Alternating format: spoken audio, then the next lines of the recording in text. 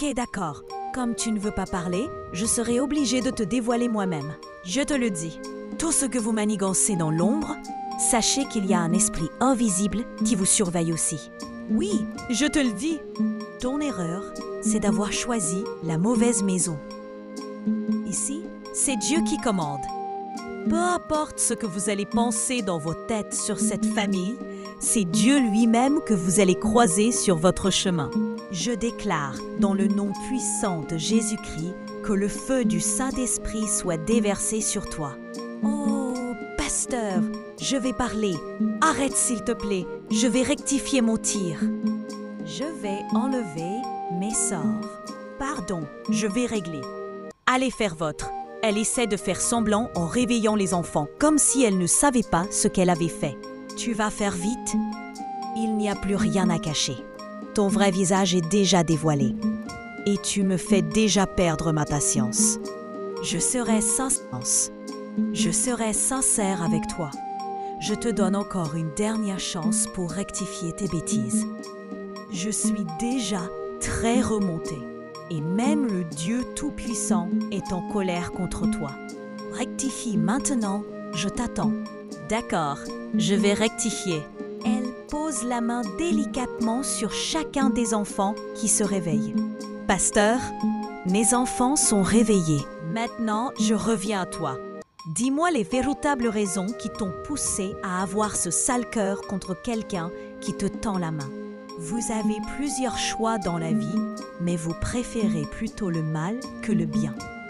Regarde ces petits-enfants, des âmes sensibles. Qu'est-ce que ces petits-enfants connaissent maintenant et tu t'en prends à eux? C'est inhumain et je ne pardonnerai pas ça tant que tu es toujours devant moi. Avant que je ne m'énerve encore plus, disparais de ma vue. Elle court et sort de la chambre. Oh, pasteur, merci beaucoup. Maintenant, je vais te dire une chose. Tu crois en Dieu, c'est vrai. Mais ta foi en lui reste à désirer. Le tout ne suffit pas d'être toujours présent à l'église tous les dimanches ou même pendant la semaine.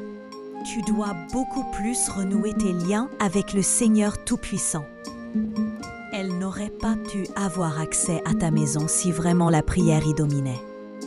Elle n'aurait pas pu atteindre tes enfants si vraiment tu les préparais déjà à la vraie foi chrétienne. Réorganise-toi, femme.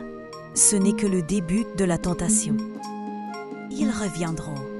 Et j'aimerais que la prochaine fois qu'ils penseront à ta maison, la mémoire qui leur permet de se souvenir de toi soit effacée. Dieu t'aime beaucoup, mais tu ne te donnes pas à lui comme il le faut.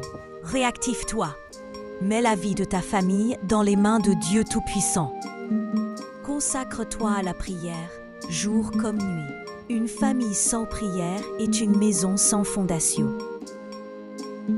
Évite Dieu dans chaque coin de ta maison, pas seulement par des paroles, mais par des actions quotidiennes, remplies d'amour, de pardon et de vérité.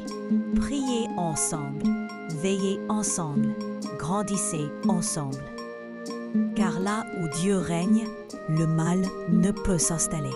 Maintenant, rentre dans la chambre et sors ta Bible.